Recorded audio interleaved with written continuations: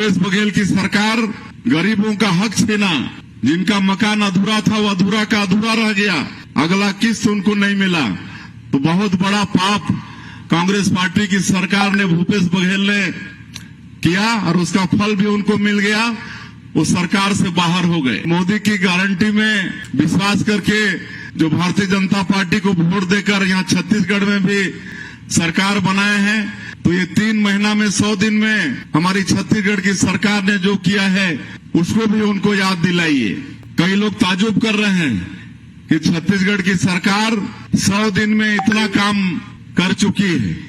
आज मोदी की गारंटी में जो हम लोगों ने वादा किया था कि 18 लाख गरीब लोगों का प्रधानमंत्री आवास बनाएंगे, 18 लाख लोग कांग्रेस की सरकार में प्रधानमंत्री आवास से वंचित हो गए थे।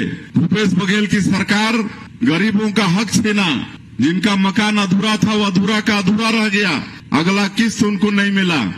तो बहुत बड़ा पाप कांग्रेस पार्टी की सरकार ने, भूपेश बघेल ने किया और उसका फल भी उनको मिल गया। वो सरकार से बाहर हो गए। आज 18 लाख गरीब लोगों का पक्का का मकान बनेगा। 2 साल का बकाया बोनस दिए, 12 लाख से ज्यादा किसानों का 3716 करोड़ रुपया। किसान भूल गए थे कि ये पैसा भी हम लोगों को मिलेगा, और इसका वादा कांग्रेस पार्टी भी अपने 36 वादा में किया था। लेकिन 5 साल सरकार में काम करने का उनको अवसर मिला, लेकिन उनको बकाया बोनस याद नहीं आया। और हम लोगों की सरकार बनी तो हम लोग 25 दिसंबर हमारे छत्तीसगढ़ के निर्माता श्रद्धेय अटल बिहारी वाजपेयी जी का जन्मदिन, जिसको पूरा देश सुशासन दिवस के रूप में मनाता है, उस दिन हम लोग 12 लाख से ज्यादा किसानों का 2 साल का बकाया बोनस 3716 करोड़ रुपया देने का काम किए। 21 क्विंटल प्रति एकड़ धान भी खरीदे। इस साल 145 लाख मीट्रिक टन धान की खरीदी हुई और 24,72,000 से ज्यादा किसान धान बेचे। और हम लोगों का वादा था कि जो अंतर की राशि है उसको एक मुश्त देंगे। और आप सब लोगों को मालूम है, आप सब लोग किसान भी हैं, 12 मार्च को 24,72,000 से ज्यादा किसानों को उनका अंतर की राशि 13,320 करोड़ रुपया देने का काम किए हैं। सभी किसानों को अंतर की राशि मिल चुका है। यहाँ पर माताएं बहनें भारी संख्या में हैं। महतारी बंधन योजना की बात हुई थी कि विवाहित माता बहनों को साल का 12,000 देंगे। और 10 मार्च को हमारे देश के यशस्वी प्रधानमंत्री श्री नरेंद्र मोदी जी की उपस्थिति में, उस दिन वो बनारस से वर्चुअली जुड़े थे और हमारी माता बहनों को उन्होंने आशीर्वाद दिया। और वहीं से बटन दबाकर 70,12,600 से ज्यादा माता बहनों के खाता में 655 करोड़ रुपया 1 महीने का देने का काम किया।